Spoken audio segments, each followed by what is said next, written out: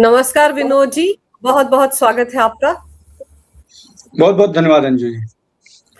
Vinod ji, cockroach party का जंतर मंतर पर धरना प्रदर्शन तो खत्म हो गया है, लेकिन अब उनको लेकर धीरे धीरे बड़े खुलासे हो रहे हैं। एक दिन पहले तो उन्होंने रात को एक 5 स्टार होटल में पार्टी की सेलिब्रेट किया है। पता नहीं किसने वो स्पॉन्सर की थी पार्टी, लेकिन ये जो लिस्ट जारी किया है कि 2883 लोग या 783 लोग इसमें शामिल थे, अपराधी, क्रिमिनल बैकग्राउंड वाले, इनके खिलाफ तो कार्रवाई होगी ना। क्योंकि इनको बचाने के लिए ही तो अब बाकायदा प्रेस कॉन्फ्रेंस की है सौरभ दास और वो आशुतोष रांका ने कपिल सिब्बल के साथ।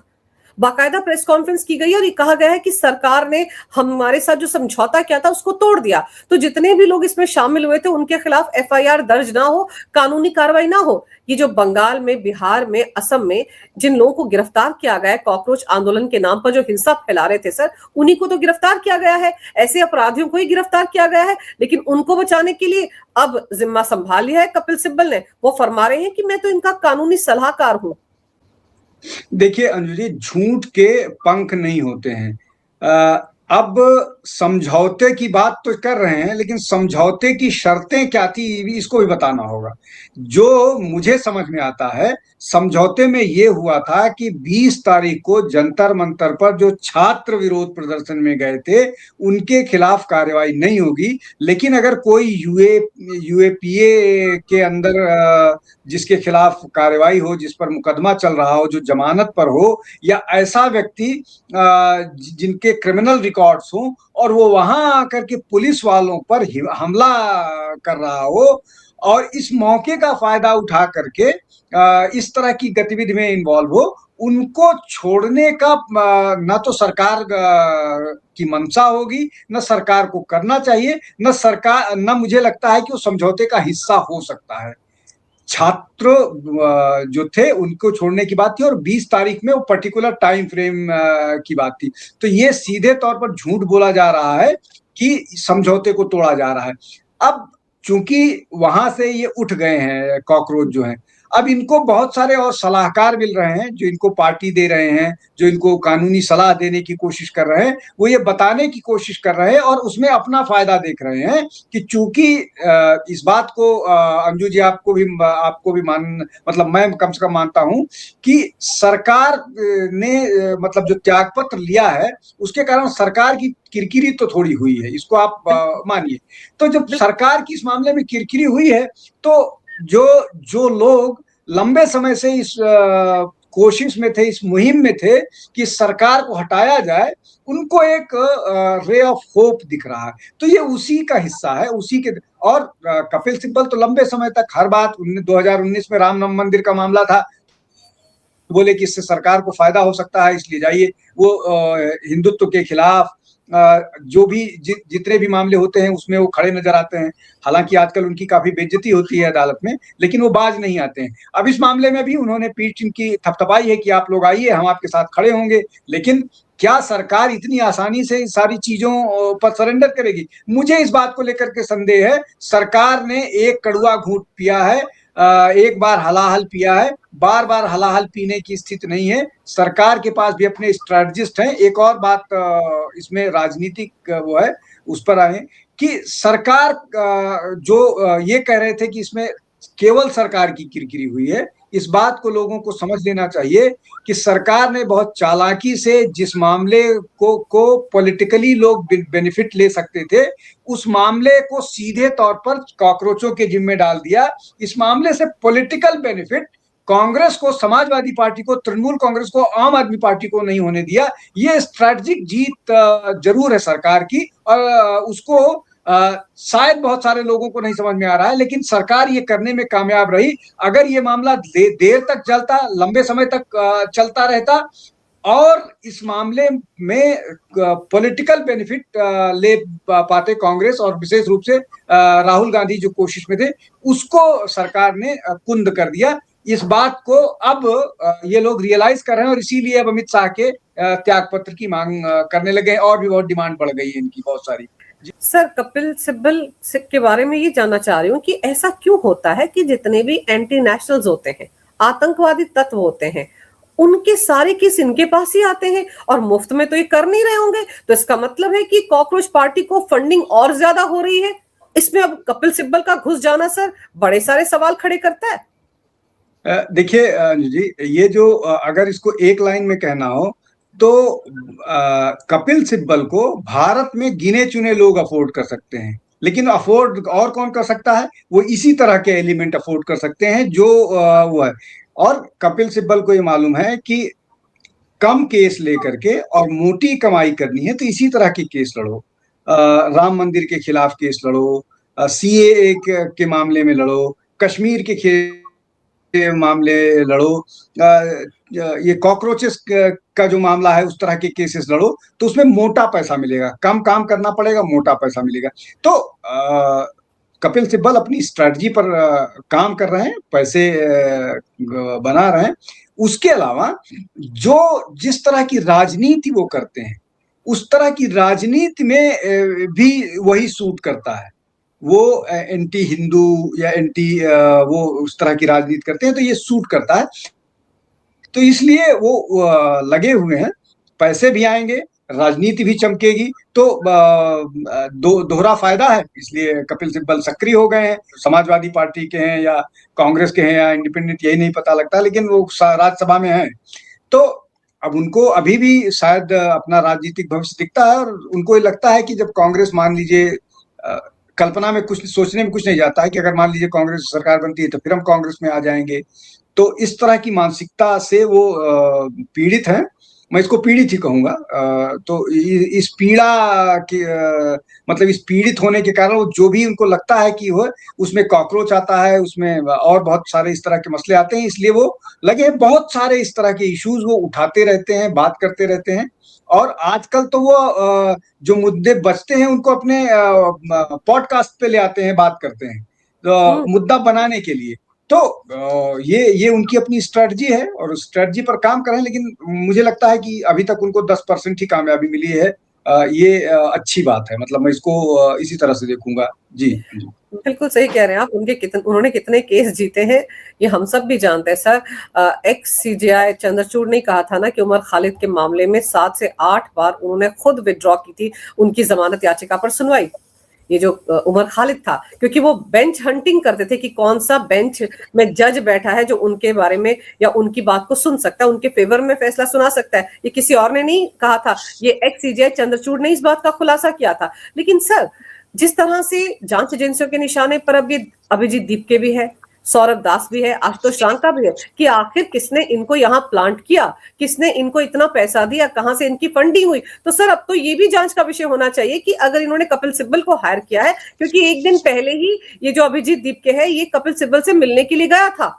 तो अगर कपिल सिब्बल इनके कैंप में आ गए हैं तो उनको पैसा कहां से आएगा, इसकी भी तो जांच पड़ताल जांच एजेंसियों को करनी चाहिए। आपको याद होगा कि एक चंदन दास की लिंचिंग का मामला था और किशनगंज में, उत्तर प्रदेश में, उस मामले में अदालत में, एनआईए कोर्ट ने सुनवाई की थी। तो उन्होंने, जज ने अपने फैसले में लिखा था कि मैं खुद हैरान हूं कि बड़े बड़े वकील, ये जो टायर पंक्चर लगाने वाले हैं हत्यारे, इनकी पैरवी करने के लिए कहां से आ रहे हैं, कहां से फंडिंग हो रही है। बाकायदा उन्होंने बहुत सारी ऑर्गेनाइजेशंस के नाम लिखे थे फैसले में, और उसकी कॉपी गृह मंत्रालय को भी भेजी थी कि जांच पड़ताल होनी चाहिए कि कौन कौन लोग हैं जिन्होंने इनकी फंडिंग की, वकीलों को पैसे दिए। तो मुझे तो लगता है यहां पर भी जांच होनी चाहिए। देखिए अंजू जी, बिल्कुल जांच होनी चाहिए। इसमें कई सारे विषय हैं, बताता हूँ। चंदन दास वाला मामला हो गया, उत्तराखंड में जो रेलवे की जमीन पर कब्जा करके गांव जैसा बसा दिया है, उसको लेकर के भी बड़े बड़े वकीलों ने वो किया और स्टे कर दिया। दिल्ली का मामला है, मतलब अगर आप गिनाइएगा तो आधे घंटे हम वही केस गिनाते रहेंगे। तो ये खूब होता है, बड़े लोगों को होता है। उसमें एक और नाम है, सिंघवी साहब भी हैं उसमें, वो भी इसी तरह का केस करते हैं। तो ये जांच होनी चाहिए। इसके कई पक्ष हैं। पहली बात ये कि जो वहां पर भीड़ इकट्ठा होती है, अब कहा तो ये गया कि आखिरी दिनों में, 3-4-5 दिनों में तो वहां लगभग 50,000 के आसपास भीड़ थी, और मुश्किल से कुछ लोग ही थे जो बाहर जाते थे, बाकी वहीं रहते थे। तो सबके खाने पीने का इंतजाम होता था, केवल खाने पीने का नहीं, और भी बहुत सारी सुविधाएं उनको मुहैया कराई जाती थी। तो एक तो खाना पीना मसला हो गया। कोई आदमी ट्रैवल कर रहा है दूर से, नॉर्थ ईस्ट के बहुत सारे इलाकों से, मैंने जैसा बताया कि नॉर्थ ईस्ट के बहुत सारे इलाकों से, पश्चिम बंगाल के बॉर्डर इलाकों में जहां जहां बांग्लादेशी घुसपैठिए बैठे हुए हैं, वहां से, केरल से, तमिलनाडु से, गुजरात के रिमोट इलाके से, उड़ीसा से, वहां से कोई व्यक्ति इस आंदोलन के समर्थन में आ रहा है तो क्यों आ रहा है और उसको फंड कौन कर रहा है। उसके अलावा अगर अभिजीत दीप के स्टूडेंट हैं तो अभिजीत दीप के वहां से अपना कोर्स कौन सा छोड़ करके आए, और क्या उस जिस कोर्स में वो गए थे उसका पैसा उनके पेरेंट्स ने दिया था, या उनको भारत की कोई स्कॉलरशिप मिली थी, या उनको कोई विदेशी स्कॉलरशिप मिली थी, अभी उसका क्या स्टेटस है, क्या उन्होंने सब छोड़ दिया, और बाकी ये सारे लोग ये कैसे सस्टेन कर रहे हैं,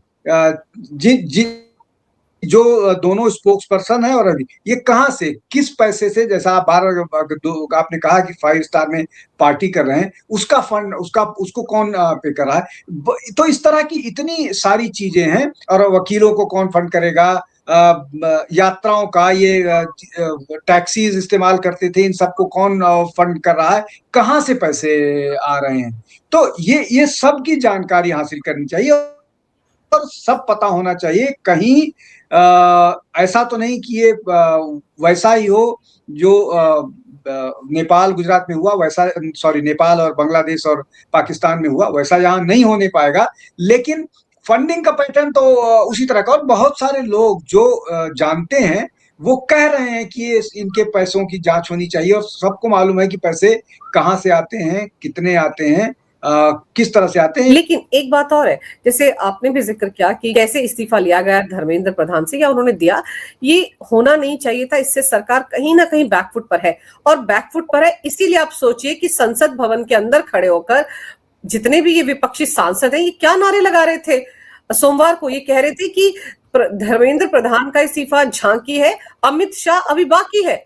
तो आप सोचिए किस तरफ चले गए हैं। इसकी झलक जो है, जो कॉकरोचों का प्रोटेस्ट था वहां से ही दिखने लगी थी कि हम यहाँ नहीं रुकने वाले हैं। उसमें एक और नाम शामिल कर लीजिए, नितिन गडकरी का। E20 जनता पार्टी करके गठित हुआ है, वो इसीलिए गठित हुआ है कि कोई और ये एक विंडो खोज रहे हैं। लेकिन जो रिजिग्नेशन की बात है, चाहे अमित शाह की बात हो, चाहे नितिन गडकरी की बात हो, उसमें कुछ लोग तो प्रधानमंत्री के त्याग पत्र तक की बात करने लगे। आप बहुत सारे वीडियोस उठा करके देखिएगा सीजेपी प्रोटेस्ट में, तो वहां इस तरह की बात हो रही। अब उसका मन क्यों बढ़ा, या उस पर इस तरह की बात, अब ये लोग इतना वोकल क्यों होने, उसका वोकल इसीलिए हो गए कि धर्मेंद्र प्रधान का त्याग पत्र हो गया। लेकिन मैंने जैसा अभी कहा कि शायद सरकार सीजेपी को तो थोड़ा सा कंसेशन देने के लिए तैयार थी, लेकिन ये मैसेज देने के लिए तैयार नहीं थी कि ये त्यागपत्र जो हुए हैं वो राहुल गांधी के दबाव में, अखिलेश यादव के दबाव में, या किसी और अरविंद केजरीवाल के दबाव में वो नहीं हुए। और एक बात मैं और स्पष्ट कह दूं कि सीजेपी के दबाव में तो जो हो गया सो हो गया, उसमें एक सेंटिमेंट जुड़ा हुआ था, छात्रों का सेंटिमेंट जुड़ा हुआ था, बच्चों का सेंटिमेंट जुड़ा हुआ था, बच्चों की मौत का मामला था। लेकिन बाकी मामले में अगर राहुल गांधी या बाकी कोई नेता प्रोटेस्ट करता है, सरकार बहुत सख्ती से निपटेगी, चाहे सेशन वॉश आउट हो जाए। अमित शाह को लेकर के समझौते का प्रश्न ही नहीं उठता, होने ही नहीं जा रहा है। सरकार इस पर प्रश्न ही नहीं है, सुनने के लिए भी नहीं तैयार होगी, तो ये होने नहीं जा रहा है। और ये मांग ही अपने आप में, जिसको कहते हैं ना, मैं अगर शब्द इस्तेमाल कर लूं तो ये मांग ही बेहूदगी भरा हुआ है। आप हर छोटी चीज के लिए, मतलब हर बात के लिए सिर्फ त्याग पत्र मांग रहे हैं, आप खुद कुछ डिलीवर नहीं कर पा रहे हैं। अब तो बात ये होने लगी है कि जो राहुल गांधी हैं वो नेता प्रतिपक्ष के तौर पर इतना इनकॉम्पिटेंट हैं कि उन्हीं को हटाने की जाने की बात होनी चाहिए, और ऐसा हो रहा है। तो ये अपनी कोशिश जारी रखेंगे, लेकिन मुझे लग रहा है कि सरकार बहुत सख्त होगी आने वाले समय में, और बहुत सख्ती से इन सबका जवाब दिया जाएगा। बाकी का प्रश्न नहीं उठता है, जवाब मिलेगा, पलटवार जिसको बोलते हैं वो होगा, वो नजर आएगा। सर, राहुल गांधी ऐसा क्या है कि हर बार जब विदेश जाते हैं, अज्ञातवास पर जाते हैं, इस बार भी 20 दिन के लिए पता नहीं कहाँ गए थे। जब भी ये वापस आते हैं, ये यहाँ पर अराजकता फैलाने का क्या टूल किट लेकर आते हैं? देखिए, लंबा इतिहास है। राहुल गांधी जब जब बाहर गए हैं तो भारत में अराजकता फैली है। तो ये एक पक्ष हो गया, इसकी बात हम लोग करते आ रहे हैं। दूसरा पक्ष ये है कि जब अभिजीत दीप के आंदोलन पर बैठे थे तो जो अभिजीत दीप के जैसे लोगों के समर्थक हैं, वो पूरा एक जो गैंग है, वो लगातार ये कह रहा था कि 2-2.25 करोड़ के फॉलोअर वाला ट्विटर हैंडल वाला या जो कॉकरोच जनता पार्टी है, वो 2000 लोगों को नहीं इकट्ठा कर पाए। ये ट्वीट्स हैं जो इनके समर्थक हैं। लेकिन अचानक जब राहुल गांधी लौटते हैं, उसके बाद से अचानक भीड़ बढ़ना शुरू हुई। भीड़ बढ़ने लगी, उसके बाद वो स्वेल कर गई इतना कि 2000 से सीधे 50,000 और दावा कुछ लोगों ने तो किया 1 लाख।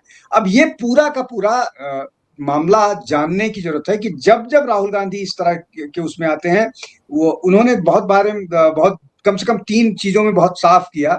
कृषि आंदोलन में भी इसी तरह की स्थिति आई थी, सीए में भी इसी तरह की स्थिति आई थी, और भी बहुत सारे मामले हैं जो उठते रहे।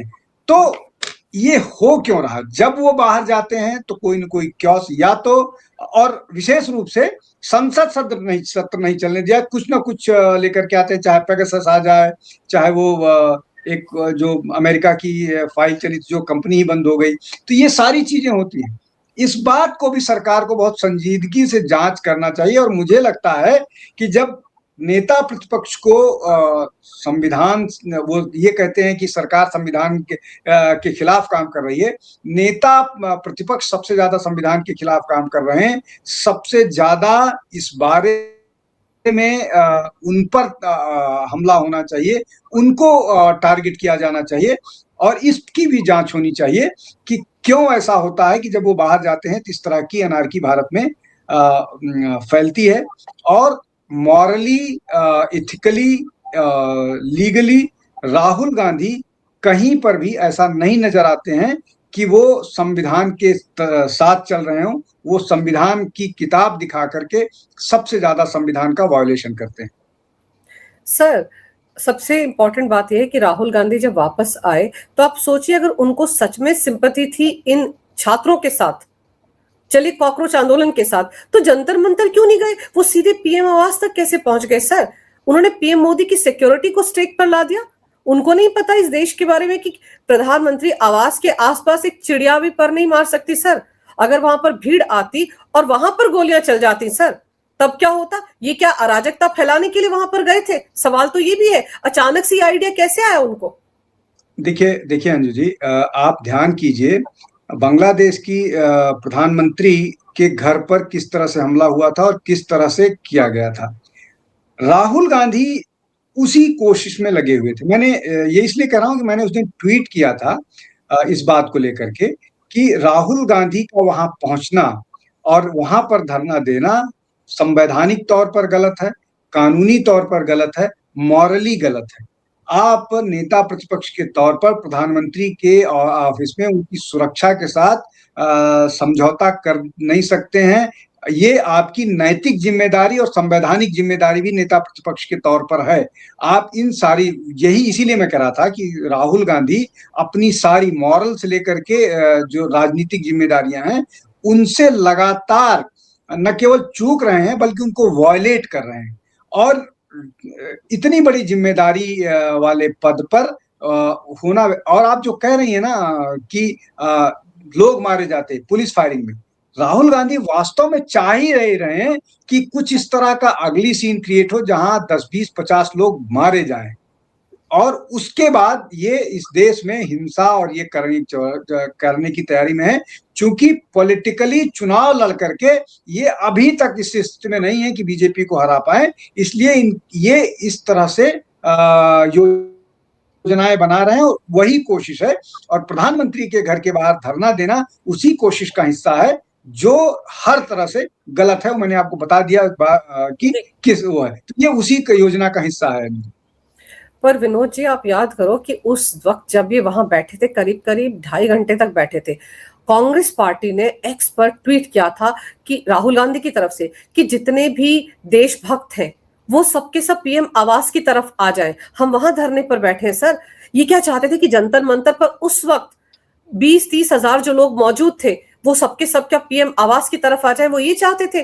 अब सोचिए कितनी खतरनाक साजिश थी ये। इस तरफ भी ध्यान देना चाहिए कि राहुल गांधी किससे मिलकर आए हैं, किसने उनको पट्टी पढ़ाई कि तुम जंतर मंतर ना जाना, यहां आ जाना और यहां पर बवाल काटना। याद रखिए नेपाल के टाइम में इन्हीं की पार्टी का एक नेता था ना जिसने कहा था कि ये हालात तो पीएम आवास में दिल्ली में भी हो सकते हैं, एक दिन भीड़ वहां भी जाएगी। नहीं, बिल्कुल वो सारे हथकंडे उन्होंने अपनाए थे, लेकिन महत्वपूर्ण उसमें बात यह है कि राहुल गांधी, कांग्रेस, उनके सारे नेता, जितने भी प्रवक्ता हैं, जितने सोशल मीडिया की टीम है, वो लगातार कोशिश करते हैं, इंस्टिगेट करते हैं, लेकिन दिक्कत यह है कि राहुल गांधी की क्रेडिबिलिटी बहुत खराब है, उन पर कोई विश्वास नहीं करता है। ये भी उतना ही बड़ा सच है जितना बड़ा सच ये है कि राहुल गांधी इस देश में एनार्की फैलाना चाहते हैं। तो उनकी क्रेडिबिलिटी को लेकर के भी बड़ी क्राइसिस है। उनके साथ लोग नहीं जुड़ते हैं, नहीं खड़े होते हैं। वो बाकी तरीकों से भीड़ इकट्ठा कर लें, हालांकि उनके पीछे भीड़ भी नहीं आती है। बाकी तरीकों से वो लोगों को इंस्टिगेट कर दें, जो भी कर लें, लेकिन पॉलिटिकली राहुल गांधी की ना कोई स्टैंडिंग है, ना उनके जो वो बातें करते हैं उनको कोई सुनने के लिए तैयार होता है। और विरोधाभासी तो ये इतने होते हैं कि आज जो बात कह रहे हैं कल उसी को नकारेंगे। तो वो नेता के तौर पर सुपर फ्लॉप है। बार बार उनको लॉन्च किया जाता है, इस पर हम बीसों बार, सैकड़ों बार चर्चा कर चुके हैं, वो होता नहीं है। एक बात और इसको समझ लीजिए अंजलि, जिस वो महत्वपूर्ण बात है कि ये जो योजना बनी थी, कांग्रेस लगातार बाहर थी, विरोध में नहीं जा रही थी, राहुल गांधी जंतर मंतर पर नहीं पहुंचे, लेकिन अचानक पवन खेड़ा और रागिनी नायक और एक दो और कांग्रेस के नेता पहुंचे जंतर मंतर।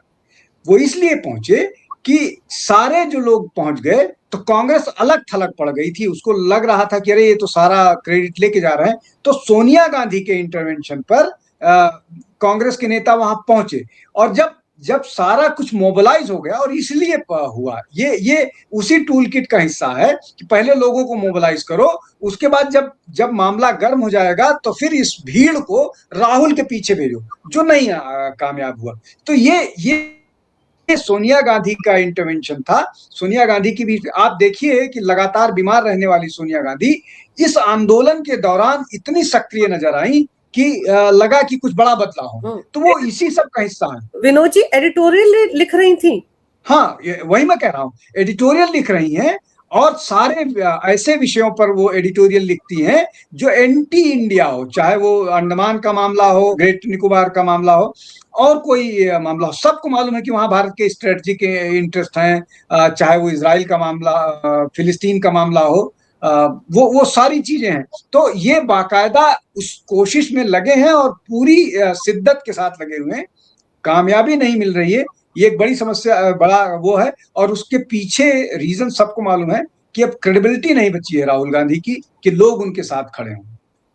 तो सर, ये जो दंगाई भेजे गए थे ये तो राजनीतिक पार्टियों ने भेजे थे। अब राजनीतिक पार्टियों को लग रहा है कि उनकी तो पोल पट्टी खुल जाएगी अगर इनमें से एक भी धरा गया और उसने मुंह खोला, तो इसलिए इन्होंने कॉकरोचों को आगे करके कपिल सिब्बल के साथ मिलाकर उनको बचाने की मुहिम शुरू कर दी है। अब तो दिखाई यही पड़ रहा है ना, क्योंकि पैसा तो बहुत आ रहा है बाहर से, यहाँ पार्टियां हो रही हैं। सोचिए वो 21 बच्चे जिन्होंने आत्महत्या की, सर उनके पेरेंट्स के दिलों पर क्या गुजर रही होगी कि जिनकी तस्वीरें स्टेज पर लगाकर ये धरना प्रदर्शन कर रहे थे, अनशन कर रहे थे, उन फोटो को बाद में ये डस्टबिन में फेंक कर चले गए। देखिए अंजू जी, इनमें संवेदनशीलता नहीं है, इनको किसी से मतलब नहीं है। बच्चों की लाशों के कोई की सौदेबाजी इन्होंने की, एक बात। दूसरी बात ये कि इसमें जो भीड़ आई है, जो क्रिमिनल्स हैं, सौरभ भारद्वाज का स्टेटमेंट है बहुत छोटा सा, 30 सेकंड का, जिसमें उन्होंने बोला है कि क्या बोलते हैं, हमने नाम नहीं लिया क्रिमिनल्स का, लेकिन वो बताने की इस तरह की कोशिश कर रहे थे कि जिन लोगों को जो करना चाहिए वहां पर वो हमने भेज दिए हैं। तो वो एक्सेप्टेंस है कि उन्होंने भेज दिए हैं। बहुत सारे लोगों ने सीधे तौर पर नहीं कहा, लेकिन बोला कि यहाँ पहुंचना चाहिए। दूसरी बात यह है कि जो क्रिमिनल्स हैं वो वो मर्सनरी होते हैं, उनको पैसे मिलते हैं तब वो जाते हैं, वो सेवा भाव से नहीं आते हैं। कोई क्रिमिनल जो ये लगभग 2873 लोग हैं, ये कोई संत तो है नहीं कि ये किसी कॉज के लिए आए हैं, ये मर्सनरी हैं, इनको पैसे मिले होंगे और उस पैसे के कारण ये आए होंगे और उस पैसे के लिए ये कुछ भी कर सकते हैं। ये पुलिस पर अटैक करेंगे, ये उन लोगों पर भी कॉकरोच के लोगों पर भी अटैक करके सरकार को बदनाम करने का भी काम कर सकते हैं, उसकी भी सुपारी दे सकते हैं, इस तरह की चीजें भी कर सकते हैं। तो ये हो वही रहा है।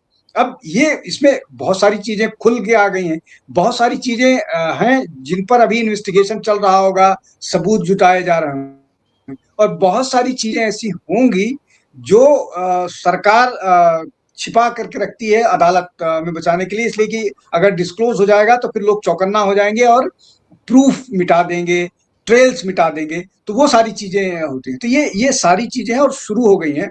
जब ये मामला मुझे संग में ध्यान में आया था तब ये डाटा 2500 का था, बढ़ा है। ये आदतन अपराधी 500 से बढ़ के 1000 के नंबर पर आ गए हैं और वीडियो 100 है, मुझे लगता है वो अनगिनत हैं, 100 से ज्यादा तो सोशल मीडिया पर चल रही हैं। तो और उस वीडियो में बड़े को आप बढ़ाते जाइए तो ये बहुत सारे है। तो कुल मिलाकर के ये ऐसी स्थिति है और इसमें कपिल सिब्बल को अपनी कमाई भी दिख रही है, राजनीतिक भविष्य भी दिख रहा है। जी सर, इसीलिए तो संसद में इन्होंने सुबह सुबह हंगामा किया ना सोमवार को। अब इन दंगाइयों को एक छात्र बता रहे हैं कि देखो छात्रों की धरपकड़ हो रही है, ये नहीं बता रहे कि दंगाइयों की धरपकड़ हो रही है, जो क्रिमिनल है उनकी धरपकड़ हो रही है। तो जाहिर सी बात है इनके ही कार्यकर्ता होंगे, इनके ही पाले हुए लोग होंगे, उन्हीं की धरपकड़ हो रही है, इसीलिए सारे हिले हुए। लेकिन सर, अगर हम विदेशी इकोसिस्टम की बात करें, वो ग्रेटा थनबर्ग एक्टिविस्ट बताती है अपने आप को, उसको देखिए, वो भी इसका सीजेपी का सपोर्ट कर रही थी लंदन में खड़े होकर। और इसके अलावा भी इतने सारे लोग सर आ रहे हैं सामने। ये जो सौरभ दास है सर, इसकी तस्वीरें सोशल मीडिया पर वायरल हो रही है, जहां एंटी इंडिया प्रोपेगेंडा चलता है उस मंच पर ये भी मौजूद रहता है। देखिए, ग्रेटा थर्नबर्ग जो इन्वायरमेंटलिस्ट हैं कहने के लिए, वो शामिल हुई हैं। सौरभ दास का बहुत सारा इस तरह का है जो वो एंटी इंडिया जितने एलिमेंट्स हैं उनके साथ नजर आता है। इस पूरे आंदोलन के लिए 100 मिलियन देने की बात वो खालिस्तानी ने की थी। तो ये तो खुल के लोग हैं, पन्नू ने, तो ये खुल के लोग आए हैं। ऐसे अनगिनत लोग हैं जो छिपे तौर पर मदद कर रहे हैं। अब किसी दुबई में बैठे हुए या गल्फ में बैठे हुए व्यक्ति को दिल्ली में चल रहे विरोध प्रदर्शन के लिए पिज्जा भेजने की या खाना भेजने की क्यों जरूरत आ पड़ी? वो इसलिए जरूरत आ पड़ी कि उसको ये सरकार बर्दाश्त नहीं है, और उसमें इस बात की भी संभावना हो सकती है कि वो व्यक्ति उत्तर प्रदेश के किसी इलाके का, बिहार के किसी इलाके का, दिल्ली का रहने वाला, हैदराबाद का रहने वाला, तमिलनाडु का रहने वाला, या आसाम का रहने वाला, या पश्चिम बंगाल का रहने वाला हो सकता है। वहां पर आपके पास पैसे हैं, आप यहाँ पर पॉलिटिकल फंडिंग कर रहे हैं, या यहाँ से भेज दिया गया हो उनको कि भाई आप इस मामले को फंड कीजिए, यहाँ से सीधे आएगा तो पकड़ा।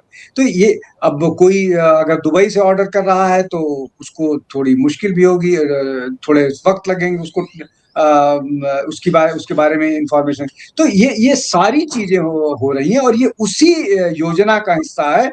और उस योजना का एकमात्र जो एजेंडा है वो ये कि सरकार को गिराओ, मोदी को हटाओ, और उसके बाद फिर ये जो चाहते थे, जो यूपीए सरकार के दौर में हुआ कि योगेंद्र यादव और पूरा का पूरा जो हर्षमंदर, सारे के सारे लोग का वो एक बनेगा जो कैबिनेट से ऊपर एक सुपर स्ट्रक्चर होगा और वो डिसाइड करेगा कि भारत में पॉलिसीज कैसे बनेगी। जैन ड्रॉज जैसे लोग जो अपना देश छोड़ करके भारत में अर्थव्यवस्था पढ़ाने आए हैं और वो भारत में एक्टिविस्ट बने हुए हैं। अपने देश की समस्याएं उनको नहीं नजर आई, यहाँ पर आई, इसलिए कि उनको यहाँ भेजा गया है। वो आए नहीं है, उनको भेजा गया है, वो योजना का एक हिस्सा है। और इस तरह की योजना में कुछ तो स्पष्ट नाम नजर आते हैं, कुछ छिपे हुए होते हैं। तो ये दोनों तरह के लोग हैं। मुझे लगता है कि सरकार को छुपे वाले पर ज्यादा सक्रियता से काम करनी चाहिए। जो एक्सपोज्ड है उनका तो पता लगता है, वो केवल परसेप्शन पर काम आते हैं, लेकिन जो बाकी फंड जमा करते हैं, जो जो वायलेंस में भागीदारी करते हैं, वो लोग ज्यादा नुकसानदायक होते हैं। मुझे लगता है कि सरकार इन सब चीजों पर जरूर चौकन्ना होगी। सर, अब तो सोनम वांगचुक ने भी कह दिया ना कि जो दंगाई थे, अपराधी थे, उनके खिलाफ तो कार्रवाई होनी चाहिए, लेकिन कॉकरोच जो सौरभ दास है वो धमकी दे रहा है कि सरकार ने हमारे साथ जो समझौता किया था उसको तोड़ दिया और हम दोबारा धरने पर बैठेंगे। आपको लगता है कि काठ की हांडी फिर से चढ़ पाएगी अब? देखिए, मुझे लगता है कि हम लोग जब बात कर रहे थे तो ये बात जरूर होनी चाहिए कि जब धर्मेंद्र प्रधान का त्यागपत्र हुआ था, उसके बाद से ही भीड़ जो है बहुत तेजी से भागना शुरू हो गई थी। विशेष रूप से जो 10,000 5,000 जेन्युइन प्रोटेस्टर थे वो भागने लगे थे। अच्छा, दूसरा ये कि फिर जब सरकार ने सहमत, मतलब जो भी जिस तरह से भी जो कारण रहा हो, जो फैक्टर्स रहे हों, त्यागपत्र जब हो गया, तो उसके बाद सरकार का मॉरल वो था कि अब आपकी हम बात मान ली है तो अब आपको मानना पड़ेगा। अगर आप नहीं मानते हैं तो आप गलत होते हैं। तो ये एक परसेप्शन तो चला गया है कि सरकार ने छात्रों के इंटरेस्ट में कॉम्प्रोमाइज किए हैं, और कभी ना झुकने वाली सरकार ने छात्रों के लिए कॉम्प्रोमाइज किया है, वो उनके इंटरेस्ट को लिए। और वो बहुत सारे काम कर रही है, चाहे वो दोनों सेक्रेटरीज को बदल देना, 47 एनटीए के अधिकारियों को टर्मिनेट कर देना, उसके पहले 2 ज्वाइंट डायरेक्टर और ज्वाइंट सेक्रेटरी एनटीए में अपॉइंट करना, और नया कानून लाना, ये सारी चीजें हो रही हैं। तो लेकिन इन सारी चीजों ने तब आइस ब्रेक नहीं किया। लेकिन जब रिजिग्नेशन हुआ धर्मेंद्र प्रधान का, तब उसका प्रभाव पड़ा।